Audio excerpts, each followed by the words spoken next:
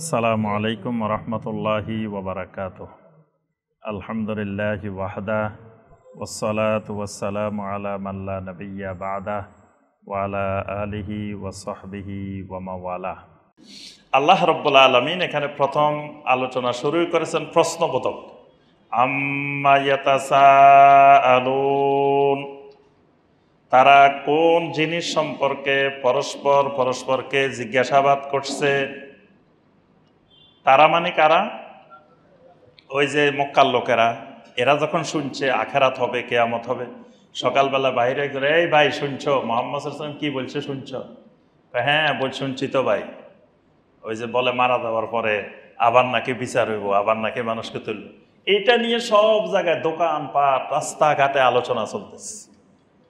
এই জন্য আল্লাহ পাক বলছেন আম্মা ইয়াতাসাআলুন, তারা কোন জিনিস সম্পর্কে পরস্পরকে জিজ্ঞাসাবাদ করছে।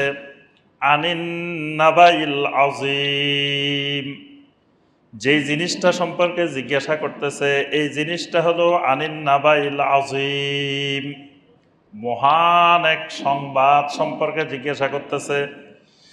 আল্লাযী হুম ফীহি মুখতালিফুন, আর যেই জিনিস সম্পর্কে পরস্পরের মধ্যে মতবিরোধ করতেছে, ইখতিলাফ করতেছে, মানে কেউ কয় না রে ভাই হইতে পারে, কেউ কয় না এটা অসম্ভব, এটা হইতে পারে না। দুই রকমের কথাবার্তা সমাজে সব জায়গায় চলতেছে। কাল্লা সায়ালামুনা সুম্মা কাল্লা সায়ালামুন, আল্লাহ রাব্বুল আলামিন বলেন কখনোই না। সায়ালামুন, অচিরেই তারা জানতে পারবে। দুইবার বলছেন কথাটাকে গুরুত্ব দেওয়ার জন্য, তাকিদ দেওয়ার জন্য দুইবার। সুম্মা কাল্লা সায়ালামুন, কখনো না, অচিরেই তারা জানতে পারবে। এবার আল্লাহ পাক বলেন এই নাবায়ে আজিম বা এই আখিরাত আমি আল্লাহ পারবো না কেন? এবার আল্লাহ পাক এদের আকলের মধ্যে নাড়া দেওয়ার জন্য, বিবেকের মধ্যে আল্লাহ পাক অনুভূতি সৃষ্টি করার জন্য এবার আল্লাহ পাক কিছু প্রশ্নবোধক ভাবে তাদের সামনে তুলে ধরছেন। আলাম নাজআলিল আরদা মিহাদা, আমি কি এই জমিনটাকে বিছানার মতো বানিয়ে দিই নাই? আমি কি জমিনটাকে একটা বিছানার মতো বানাই দিই নাই? যদি এরকম বানাই না দিতাম তাহলে তো এই জমিনের মধ্যে মানুষ বসবাসের উপযোগী হইতো না। ওয়াল জিবালা আওতাদা, ওই জমিনের ভিতরে পাহাড় পর্বতগুলোকে আমি কি ফেরেকের মতো বানাই দিই নাই? আমি এগুলোকে জমিনের মধ্যে ফেরেকের মতো গেঁথে দিছি, আটকাই দিছি জমিন। ওয়া খালাকনাকুম আজওয়াজা, আমি কি তোমাদেরকে জোড়ায় জোড়ায় সৃষ্টি করি নাই? তোমাদের মধ্যে নারী পুরুষ এভাবে জোড়া জোড়া করে আমি কি তোমাদেরকে সৃষ্টি করি নাই? একই মায়ের পেট থেকে একই মা একই বাপ, কিন্তু একটা ছেলে হয়ে বের হইতেছে, একটা মেয়ে হয়ে বের হইতেছে। কে বের করতেছেন? আল্লাহ পাক এটা তাদেরকে চিন্তা করার জন্য তাদের বিবেকের মধ্যে আল্লাহ প্রশ্ন রাখছেন। ওয়া খালাকনাকুম আজওয়াজা, এবং কোন দেশে আজ পর্যন্ত পৃথিবী সৃষ্টির শুরু থেকে যে এই দেশে খালি ছেলে জন্মগ্রহণ করতেছে, মেয়ে হইতেছে না, এরকম অবস্থা পৃথিবীর কোথাও সৃষ্টি হয় নাই। বা কোথাও খালি মেয়ে সন্তান ছেলে সন্তান নাই, এরকম পরিস্থিতিও দুনিয়ার কোথাও সৃষ্টি হয় নাই। এই জন্য আল্লাহ পাক প্রশ্ন রাখছেন আমি কি তোমাদেরকে জোড়ায় জোড়ায় সৃষ্টি করি নাই? ওয়াজআলনা নাওমাকুম সুবাতা, তোমাদের জন্য ঘুমটাকে আমি আরামদায়ক প্রশান্তিদায়ক বানাই দিই নাই। অনেক মানে কর্মব্যস্ততায় কাজ করতে করতে করতে করতে ব্রেন একবারে জ্যাম খাই গেছে, একটু ভালো করে একটা ঘুম দিয়ে দিছে, আবার ফ্রেশ হয়ে গেছে, ঠিক হয়ে গেছে। এটাকে বলো সুবাতা। আমরা একবার মদিনা থেকে মক্কা মুকাররমা আসতেছি, তো মদিনা থেকে রওনা দিছি রাত 12টায়। তো এখন ড্রাইভার আমাকে পাশে বসাইছে, বলছে যে এর সামনে দাও, আর যে আমার পাশে বসবে ঘুমাইতে পারবে না, শর্ত হইলো ঘুমানো যাবে না। আমার পাশের লোক ঘুমাইতে পারবে না, পিছনের গুলা ঘুমাক, কিন্তু যে পাশে বসবে সে ঘুমাইতে পারবে। আমি ঠিক আছে, আমি ঘুমাবো না। আচ্ছা, এখন কিছু দূর যাওয়ার পরে গাড়িতে সবাই ঘুমায়, আমি জাগ্রত আর উনি জাগ্রত, ড্রাইভার জাগ্রত। রাস্তার পাশে আসি এক জায়গায়, হঠাৎ করে গাড়ি দাঁড় করাইছে। দাঁড় করাই গাড়ির পিছনে দেখি যে কার্পেট একটা, কার্পেট এটা বাইর করি সুন্দর মতো রাস্তার মধ্যে গাড়ি দাঁড় করায়, ওখানে শুয়ে গেছে। কার্পেট বিছাই রাস্তায় শুয়ে গেছে। রাস্তায় শুয়ে ঘন্টা খানেক রাস্তার মধ্যে ঘুমাইছে। কিন্তু পিছনে যারা আছে এদের খবর নাই, এরা ঘুমায়, গাড়ি কি চলতেছে না দাঁড়াইছে না কি রয়েছে, কেউ কোনো খবর নেই।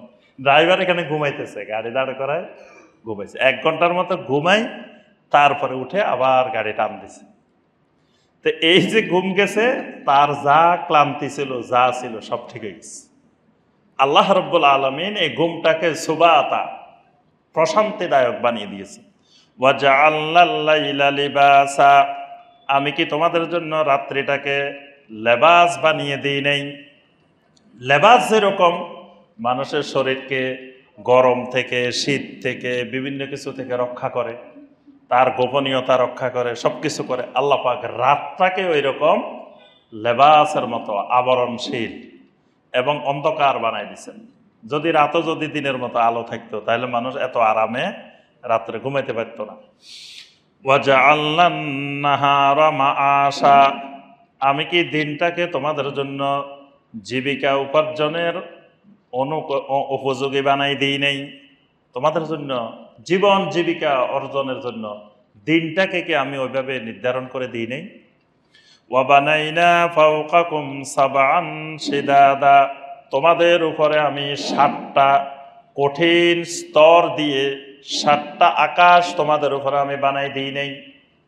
তোমাদের মাথার উপরে সাবআন শিদাদা, শিদাদ মানে অত্যন্ত কঠিন শক্ত, এরকম 7টা আসমান তোমাদের উপরে আমি তৈরি করে দিই নাই। ওয়াজআলনা সিরাজাও ওয়াহাজা, এবং তোমাদের জন্য এমন একটা প্রদীপ বানাই দিছি যেটা প্রচন্ড উত্তপ্ত, প্রচন্ড গরম, মানে আগুনের একটা কুণ্ডলী, যেটা থেকে তোমাদেরকে তাপ দেওয়া হচ্ছে, পৃথিবীতে আলো দেওয়া হচ্ছে। ওয়ানসালনা মিনাল মুসিরাতি মাআন সাজ্জাজা, তোমাদের উপরে মেঘমালা থেকে, আকাশের থেকে ফোঁটায় ফোঁটায় তোমাদের উপরে কি পানি বর্ষণ করি না? পানিটা এমনভাবে মেঘ থেকে বর্ষণ করি যে এরকম গ্লাস থেকে পানি ঢাললে তো একবারে পুরাটাই একসাথে পড়ার কথা, কিন্তু মেঘের থেকে পানি পড়ে, কিন্তু একসাথে এরকম পড়ে না, ফোঁটা ফোঁটা আল্লাহ পাক।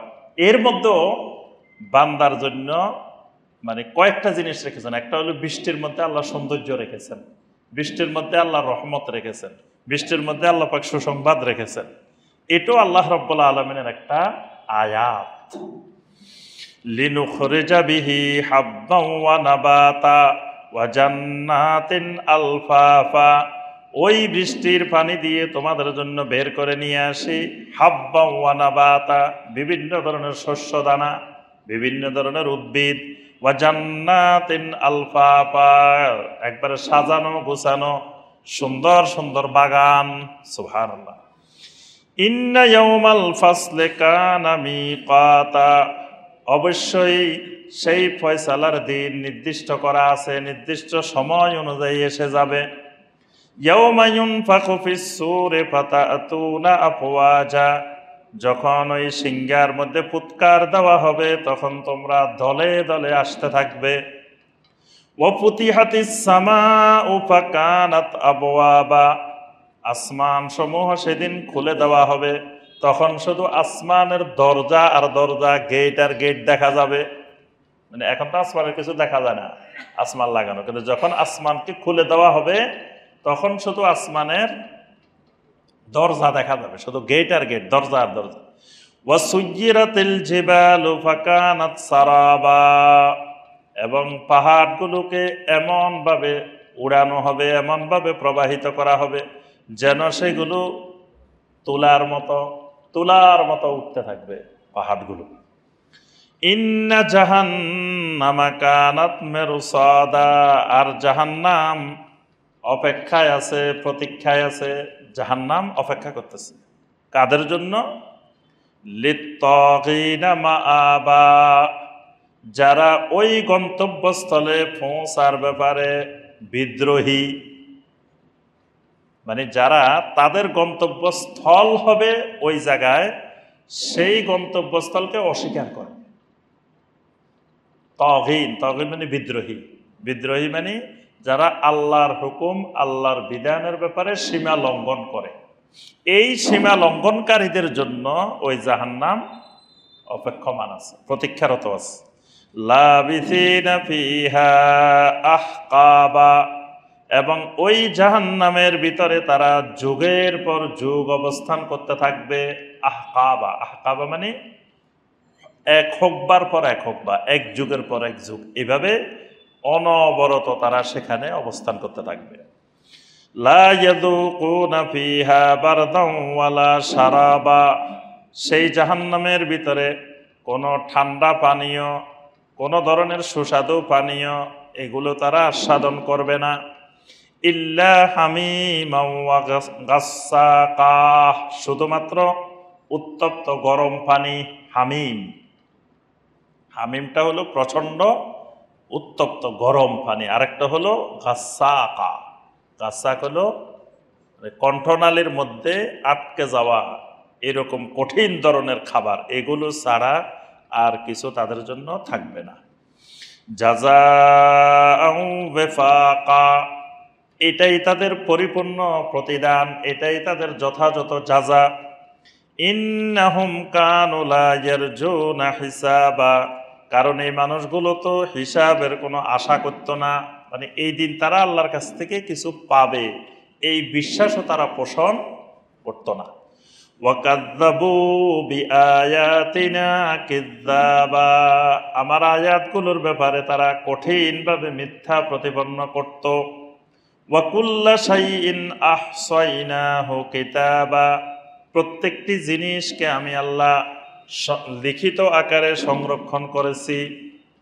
ফাযুকু ফালান নাযিদাকুম ইল্লা আযাবা, আর বলা হবে তাদেরকে ফাযুকু, আস্বাদন করো, ফালান নাযিদাকুম ইল্লা আযাবা, আজকের দিনে তোমাদের জন্য শুধুমাত্র আযাবকে বৃদ্ধি করা হবে, আযাব ছাড়া আর কোনো কিছু বৃদ্ধি হবে না। এ পর্যন্ত আল্লাহ পাক তাগীন যারা হবে, সীমা লঙ্ঘনকারী যারা হবে, মুজরিমিন যারা হবে, তাদের বর্ণনা দিয়েছেন। আর আল্লাহ রাব্বুল আলামিনের কোরআনে কারিমের বর্ণনার একটা বড় বিষয় হলো, যেখানে আল্লাহ পাক জাহান্নামের কথা বলবেন, এর পরেই আল্লাহ রাব্বুল আলামিন জান্নাতের সুসংবাদ শোনাবেন। কারণ জাহান্নামের কথা শুনতে শুনতে ইমানদাররা ভয় পাই যাবে, তখনই আল্লাহ পাক তাদেরকে আবার জান্নাতের নেয়ামত, জান্নাতের বিষয়গুলো আল্লাহ পাক বান্দার সামনে তুলে ধরেন। এই জন্য দায়ীর নিয়ম হলো এটা, একজন দায়ী আল্লাহ যিনি দাওয়াত দিবেন, তিনি কোরআনের এই মূলনীতি অনুযায়ী দাওয়াত দিবেন। মানে শ্রোতাদেরকে খালি ভয় লাগাবে না, ভয়ও দেখাবে, আবার আশার বাণীও দিবে। এজন্য কখনো মনে হবে যে জান্নাত তো এই যে আমরা চলে যাচ্ছি জান্নাতে, মানে মনে হবে যে আমরা জান্নাতে চলে যাচ্ছি, কোনো সন্দেহ নেই। আবার মনে হবে যে জান্নাতে যাওয়া এত সহজ না, জাহান্নাম থেকেই তো মনে হয় বাঁচতে পারবো না। এইভাবে একজন দায়ী আল্লাহ মানুষের সামনে উপস্থাপন করে, এটা আল্লাহ রাব্বুল আলামিনের কোরআনে কারিমের মানহাজ। তা এতক্ষণ পর্যন্ত জাহান্নামের বর্ণনা দিয়েছেন, এবার আল্লাহ পাক সুসংবাদ শোনাইতেছেন, ইন্নালিল মুত্তাকিনা মাফাজা। সুবহানাল্লাহ, মুত্তাকিনদের জন্য আছে এই দিন উত্তীর্ণ হওয়ার, পাশ করার স্থান, মানে সফলতার জায়গা। মুত্তাকিনদের জন্য আজকের দিন মাফাজা, মানে তাদের সফলতার দিন, রেজাল্ট ঘোষণার দিন, আনন্দের দিন। হাদাইকা ওয়া আনাবা, মুত্তাকিনদের জন্য থাকবে বিশাল বিশাল বাগান।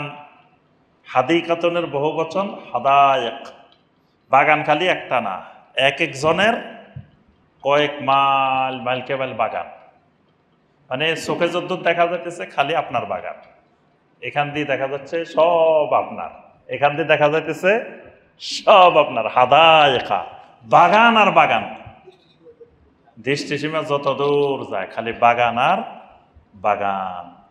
আর সেখানে বাগান বাড়াইতে হইলে নবী সাল্লাল্লাহু আলাইহি ওয়াসাল্লাম বলছেন বেশি বেশি জিকির করতে। আল্লাহ রাব্বুল আলামিনের জিকির যত বেশি করবেন আপনার বাগান তত বড় হবে, বাগানের গাছ বেশি হবে। একবার সুবহানাল্লাহ বলবেন, ওই বাগানের একটা গাছ লাগানি হয়ে যাবে। একবার আলহামদুলিল্লাহ বলবো, গাছ একটা লাগানি হয়ে যাব। একবার লা ইলাহা ইল্লাল্লাহ বলবো, একটা গাছ লাগানো হয়ে যাব। একবার আল্লাহু আকবার বলবো, একটা গাছ লাগানো। তাইলে এখানে বসে বসে যত ইচ্ছা সেখানে আমরা গাছ লাগাইতে পারি। আগে বাংলাদেশের মানুষ যে শুনতো যে পার্বত্য চট্টগ্রামে গাছ লাগাইছে, তখন দেখা যায় যে টাকা পয়সা দিই মানুষ খালি গাছ লাগানোর জন্য পাগল হয়ে গেছে, অথচ টাকা পয়সা সব নিয়ে গেছে তাদের জন্য গাছ এক বাগান দিয়ে হাজার হাজার মানুষকে দেখায় দেখায় টাকা নিয়ে গেছে। কিন্তু এই আল্লাহ রাব্বুল আলামিনের জান্নাতে কেউ যদি হাজার হাজার গাছ লাগাইতে চায়, তো জায়গা, বিশাল জায়গা পড়ে আছে এবং উর্বর জায়গা। জান্নাতের জায়গা সবচাইতে উর্বর, এই জন্য সেখানে গাছ লাগাইতে হলে বেশি বেশি আল্লাহর জিকির করতে হবে। হাদায়েকা, অনেক বাগান, ওয়া আনাবা, আনাবা বলতে অনেক বাগান, তোর মধ্যে বিশেষ করে আঙ্গুরের বাগান। আঙ্গুরের বাগানটা কেন বলে? আরবদের সামনে সবচাইতে আকর্ষণীয় বাগান হলো কি? আঙ্গুরের বাগান। সেখানে সবচাইতে আকর্ষণীয় বাগান আনাবা, আঙ্গুরের বাগান। আঙ্গুরের বাগান মানে এরকম আকর্ষণীয় অনেক বাগান জান্নাতের ভিতরে থাকবে। আরেকটা হলো আঙ্গুর, আমরা তো দেখি ছোট ছোট আঙ্গুর, বড় আঙ্গুর কিন্তু আমরা দেখি নেই। বড় আঙ্গুর আপনার কোরআনে কারিমের মধ্যে মুসা আলাইহিস সালামের যুগের কিছু মানুষের বর্ণনা আছে। এদের মধ্যে একজন মানুষের বর্ণনা আছে উজ ইবনে উনুক, এই এক লোকের নাম আছে। এই উজ ইবনে উনুক একটা কাওমের লিডার ছিল, আমালিকা সম্প্রদায়ের নেতা ছিল। এই নেতা, এরা যেই অঞ্চলে বসবাস করত, এই অঞ্চলে এক আঙ্গুরের ভিতরে একটা মানুষ ঢুকে যেতে পারত। এবার আঙ্গুর এটা কত বড়! এই জনপদের মানুষগুলো ছিল বিশাল বিশাল। তো মুসা আলাইহিস সালাম তার উম্মতদেরকে নিয়ে এদের বিরুদ্ধে জিহাদ করতে গেছে। মুসা আলাইহিস সালাম সবাইকে নিয়ে এখানে বসে আছেন, একটা দল পাঠাইছে যে আগে যাই তোমরা দেখে আসো। এখন দেখতে গেছে, যাই দেখেছে বিশাল বিশাল মানুষ, এক আঙ্গুর, এই বিশাল বিশাল আঙ্গুর। এরকম দেখে তারা ভয় পেয়ে গেছে। ভয় পাওয়ার পরে এখানে এসে তখন বাকিদের কাছে বলছে, বাইরে এমন এক জায়গায় গেছি, খুব কঠিন অবস্থা, এক আঙ্গুরের ভিতরে মানুষ একটা ঢোকা যায়, এইরকম আঙ্গুর, এইরকম মানুষ। এরা প্রচন্ড ভয় পেয়ে গেছে। ভয় পাওয়ার পরে এরা তখন মুসা আলাইহিস সালামকে বলতেছিলেন, ইযহাব আনতা ওয়া রাব্বুকা ফাকাতিলা ইন্না হাহুনা কাঈদুন, আপনি আর আপনার রব যান, জিহাদ করেন, আমরা এখানে বসে থাকব, মানে আমরা যাব না। এরা ভয় পেয়ে গেছে মারাত্মক আকারে। এই জন্য নবী সাল্লাল্লাহু আলাইহি ওয়াসাল্লাম কোনো অভিযানে এরকম কাউকে যদি আগে পাঠান দেখে আসার জন্য, তো সাহাবায়ে কেরামদেরকে নিষেধ করছেন তারা এসে যেন সবার সামনে বর্ণনা না দেয়। যা দেখছে, ভালো দেখুক খারাপ দেখুক, তারা এসে নবী সাল্লাল্লাহু আলাইহি ওয়াসাল্লামকে জানাবেন যে কি দেখছে না দেখছে, সবার সামনে বর্ণনা করতে পারবে না। আর সাহাবায়ে কেরাম নবী সাল্লাল্লাহু আলাইহি ওয়াসাল্লামকে বলছিলেন বদরের যুদ্ধে যে আমরা কিন্তু ওই মুসা আলাইহিস সালামের উম্মতের মতো আমরা বলবো না যে আপনি আর আপনার রব যান, এটা আমরা বলবো না। আমরা বলবো যতক্ষণ আমাদের জীবন আছে, আমাদের রব যেখানে যাবেন, আমাদের রাসূল যেখানে যাবেন, আমরাও সেখানে আছি। তো এখানে এই যে মানুষগুলোর বর্ণনা, এই যে আঙ্গুরগুলা বিশাল বিশাল আঙ্গুর, আর জান্নাতের আঙ্গুর তো দুনিয়ার আঙ্গুরের মতো না, এগুলো আরেক রকম। এই জান্নাতের ভিতরেও আনাবা, আঙ্গুরের বাগান থাকবে, ওয়া কাওয়াইবা আতরাবা, এবং নব যৌবনা, সমবয়সী জান্নাতের ভিতরে আল্লাহ পাক এরকম হুর, এরকম স্ত্রীর ব্যবস্থাও আল্লাহ পাক জান্নাতের মধ্যে করে রাখবেন। ওয়া কাআসান দিহাকা, বিভিন্ন ধরনের পানীয় সব জায়গা দিয়ে ভর্তি করা থাকবে। মানে আপনি যেই পানীয় খেতে চান, মধুর শরবত, মধুর নাহার, তারপরে আপনার অন্যান্য শরাব, অন্যান্য পানীয়, যত রকমের পানীয় যেটা মানুষ কল্পনাও করতে পারে না, কোনো চোখ জীবনে দেখে নাই, কোনো কান জীবনে শুনে নাই, কোনো অন্তর জীবনে কল্পনাও করে নাই। এইরকম পানীয় আল্লাহ পাক জান্নাতের মধ্যে ব্যবস্থা করে রেখেছে। লা ইয়াসমাউনা ফিহা লাগওয়ান ওয়ালা কিযাবা, ওই জান্নাতের ভিতরে কোনো বেহুদা কথাবার্তা, মিথ্যা কথাবার্তা, আজে বাজে কথাবার্তাও তারা কোনো দিক থেকে শুনবে না। জাযাআম মির রাব্বিকা আতাআন হিসাবা, এটা আপনার রবের পক্ষ থেকে জাযা, আতাআন হিসাবা, যারা ওই হিসাবে বিশ্বাসী ছিল তাদেরকে আল্লাহর পক্ষ থেকে দান।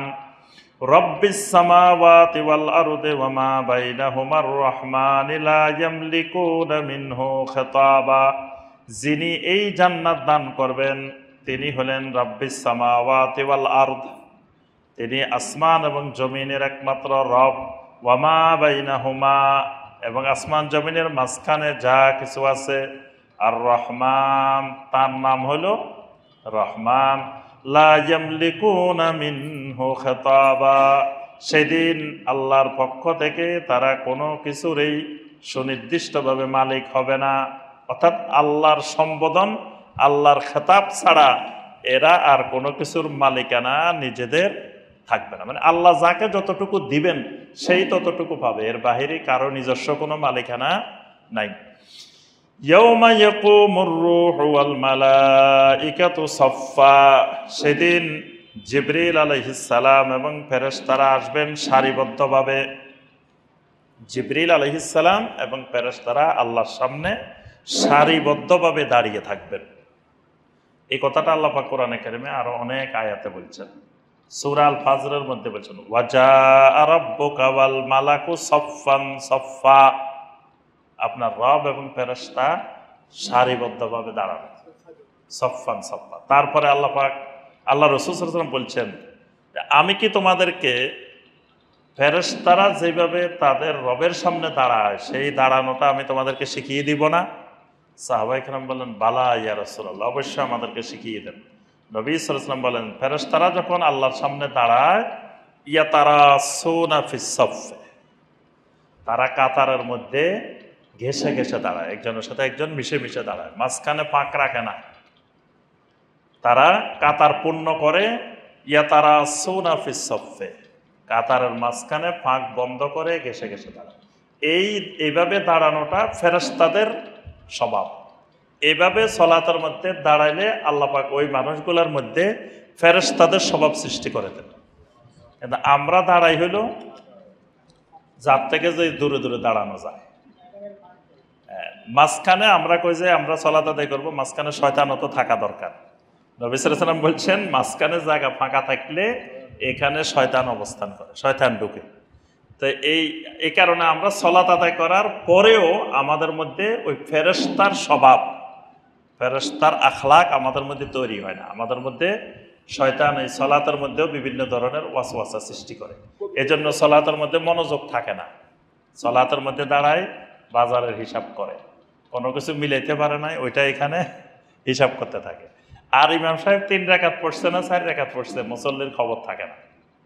3 রাকাত পড়িও যদি সালাম ফিরাই ফেলায়, দেখা যায় মুসল্লি কোনো লোকমা দেয় না, কারণ মুসল্লির তো ওই খবর নেই। মুসল্লি হলো মেশিন চালু করে দিছে, অটোমেটিক চলতেছে, আর মাঝখান দিয়ে উনি হিসাব নিকাশ করতেছে, যেটা মিলে নাই আগে সেটা মিলতেছে। অর্থাৎ সলাতের যে খুশু খুজু, সলাতের রূহ, সেটা নষ্ট হয়ে গেছে। এর কারণ, বড় একটা কারণ, কাতারের মধ্যে দূরে দূরে দাঁড়ানো।